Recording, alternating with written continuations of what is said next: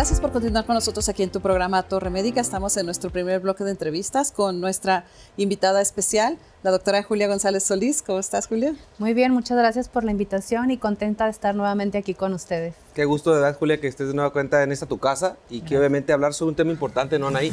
Hablar sobre algún aspecto clínico que la sociedad y mayormente las mujeres que tienen que tener una cultura de prevención, ¿no crees, Julia? Así es, claro, algo muy importante, demasiado frecuente y creo que realmente es algo que está infradiagnosticado, o sea, que no se diagnostica o muchas veces están catalogando a las pacientes con ese diagnóstico cuando realmente no lo es. Y bueno, pues la doctora Julia, ella es uroginecóloga y bueno, pues estamos de mantenerles largos porque es alguien de casa. Y pues vamos a entrar de lleno en el tema. Doctora Julia, platícale por favor a nuestro auditorio, a todas esas chicas que nos ven en casa, ¿qué es el ovario poliquístico? Bueno, el ovario poliquístico o síndrome de ovario poliquístico, como es conocido normalmente, es algo muchísimo más complejo que las alteraciones menstruales. El ovario poliquístico es un síndrome o una alteración endocrino, metabólica e inflamatoria, que realmente es un conjunto. A veces pensamos que el ovario es el único que está fallando, cuando realmente inició ese problema con un problema metabólico que nos va a traer una alteración endocrina junto de la mano con la insulina, junto de la mano con la testosterona, el estradiol, y va a culminar dando una inflamación generalizada, y esa inflamación va a hacer que nuestro ovario deje de funcionar, se bloquee o se quiebre. Esa parte que das como mención, en donde entendemos que ese todo en la mujer, que a veces solamente lo enfocamos en la parte poliquística, pero ¿qué frecuencia tiene estadísticamente la población femenina? Mira, la población, realmente, si tú vas a la literatura o si ahorita agarramos cualquier artículo, nos vamos a las estadísticas nacionales de salud, te dice que el ovario poliquístico lo padecen 3 de cada 10 mujeres. Cuando realmente, no me dejarán mentir ustedes, Anaí en los ecos, Julio en la consulta, o los ginecólogos o médicos que nos están viendo desde casa, si nosotros agarramos 10 mujeres, yo creo que de esas 10 mujeres, si no son las 10, al menos unas 7 lo están padeciendo. Y cada vez lo estamos viendo más frecuente. Generalmente nos dicen que la prevalencia es de un 3 al 5% en la población en edad fértil, que viene de los 17 a los 40 años, pero realmente ahorita estamos viendo, o si nos volteamos a ver el origen del ovario poliquístico, realmente estaríamos gestando un ovario poliquístico desde los 5 o 7 años con el estilo de alimentación y de vida que le estamos dando a nuestras niñas.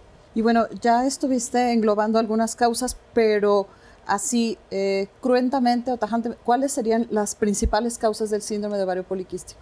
Las principales causas del ovario poliquístico, y aquí es donde resuena mucho, a veces pensamos que el ovario poliquístico es algo pasó en el ovario y se cerró. Para que el ovario suceda o haga esto, tiene que haber una elevación de la insulina. Entonces, ¿qué eleva la insulina? Realmente el estilo de alimentación que llevamos o que nuestra adolescente o que nosotras mismas estamos llevando, que va a hacer que esa insulina se eleve y que nuestro ovario se bloquee. Entonces, una de las causas y de las más importantes es una dieta alta en carbohidratos, ¿sí? Una dieta alta en azúcares refinadas, o todos esos azúcares o carbohidratos empaquetados, que no voy a decir nombres, que ya les quitaron todas las figuritas.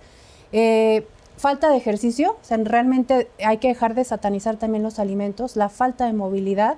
Y otra cosa muy, muy importante puede ser algún proceso metabólico o endocrino, como es una alteración o un hiperprolactinoma, un tumor productor de prolactina en la cabeza o en la hipófisis. Y otra muy importante que estamos dejando de ver, el uso de luz pulsada, el uso de dispositivos electrónicos, el tipo de luz fría, las luz LED, cuántas horas no pasan nuestros niños o nuestras adolescentes en la tableta, o qué hacen los adolescentes antes de dormirse, están con el teléfono en la mano y esas luces o esos pulsos de luz son captados por nuestras células en nuestro ojito y generan que se disparen los picos de secreción de hormona estimulantes y que no se dé ese proceso de descanso.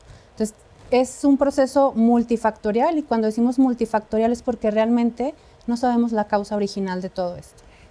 Ese factor que hablabas hace un momento sobre una condición que facilita que el estado inflamatorio crónico que la sociedad estamos teniendo, estamos modificando muchos factores celulares inducidos por estados de hiperinsulinismo, que de la mano, una vez que una hormona se desregula en cascada, ya que muchos factores son preproductores de otras hormonas. Esa condición hace que la desregulación hormonal o endocrina se dé de manera simultánea, ya que obedece a una orden que tenemos en una parte muy importante que es el cerebro, que es la hipófisis.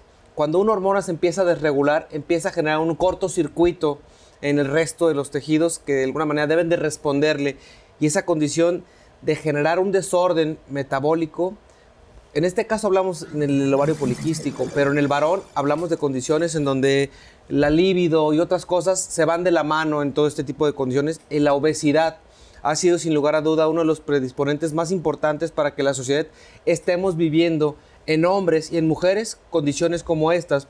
Pero ese estado inflamatorio del que marcaste en el ovario poliquístico es algo que quizás la mujer nota porque mes a mes tiene una condición que se está desregulando. La mujer tiene cambios en sus ciclos hormonales y empieza a notar que o se alarga este periodo entre ciclo y ciclo, pero de alguna manera, ¿qué puede hacer una mujer para detectar a tiempo una condición de ovario poliquístico y cambiar en un momento dado su forma de hábitos específicamente para que esto se regule, ¿cierto?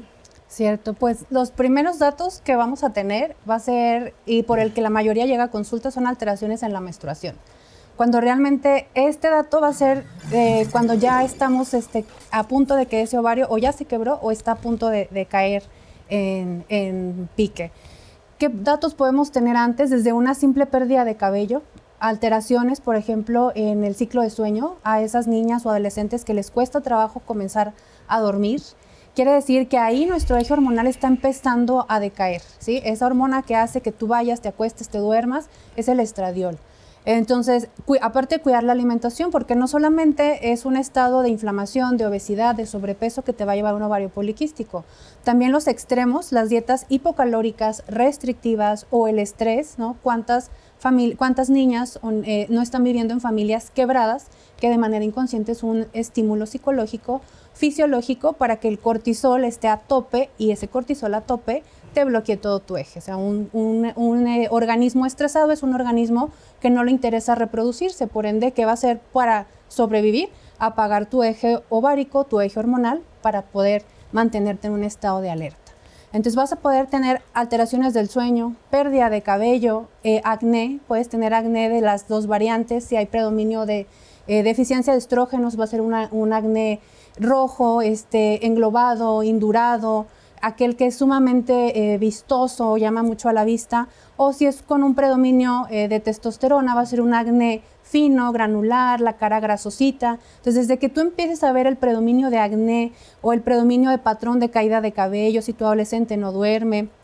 Y ya otro dato, pues a veces por lo que van las pacientes y jamás piensan en un ovario poliquístico, es infertilidad. Son datos realmente conforme en la parte del camino en que se agarre ese paciente va a ser la variedad de síntomas que vamos a poder encontrar ahí. Julia, ¿y qué tanto llega a influir un nódulo tiroideo o problemas en la tiroides con todo esta alteración hormonal o este síndrome de ovario? Mira, es realmente qué bueno que lo mencionas. La tiroides es el arquitecto cuando el ovario es el que hace el trabajo rudo, ¿no? Si el arquitecto no te da la orden, el ovario deja de trabajar. Entonces, realmente toda paciente que tiene problema tiroideo, por ende, va a tener un problema ovárico. O a veces llegan a consulta por un problema ovárico, alteraciones menstruales, y nos vamos indagando más arriba y realmente el problema está en tiroides. Entonces, mucho es por default, los endocrinos no me dejarán mentir. Llegan por una evaluación y terminan, sabes que tu problema no es ginecológico, tu problema es tiroideo. Vamos a pedir ayuda de otro subespecialista. Hablar de condiciones de corto plazo, complicaciones asociadas y también hablar de cuestiones a largo plazo.